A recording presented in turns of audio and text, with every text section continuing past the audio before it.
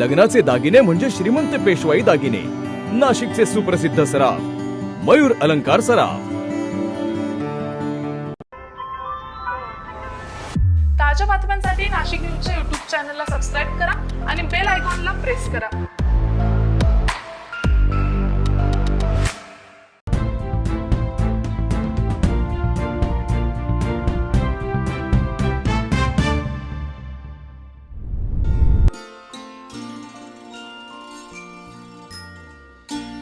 राज्यातील पहिल्या वातानुकूलित बसस्थानकाची उभारणी नाशिक शहरात झालेली असून उद्या शनिवारी 10 तारखेला उपमुख्यमंत्री देवेंद्र फडणवीस यांच्या हस्ते मेळा बसस्थानकाचा लोकार्पण सोहळा होत आहे.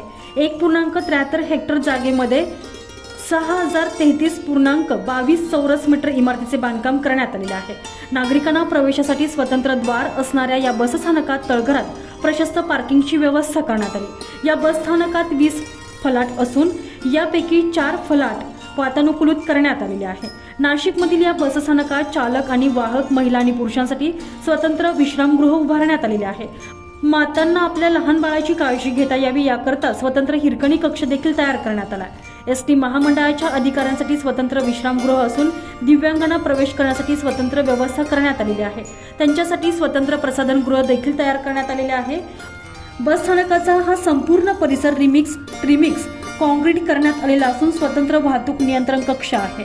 अल्पाहाराकरता उपाहारगृहांची व्यवस्था आहे. स्वतंत्र पार्सल रूम देखील आहे. सुरक्षेसाठी स्वतंत्र पोलीस चौकी देखील तयार करण्यात आलेली आहे. तर सर्वांगीण दृष्टीने वातानुकूलित असे हे राज्यातील पहिलेच बसपोर्ट आहे.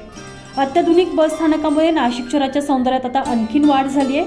नाशिककर नागरिकांनी बसस्थानकाच्या लोकार्पण कार्यक्रमास उपस्थित राहावे तसेच बसस्थानकाची स्वच्छता कायम राखावी असे आवाहन आमदार देवयानी फरांदे यांनी देखील केले आहे. संजय परमार, नाशिक न्यूज, नाशिक.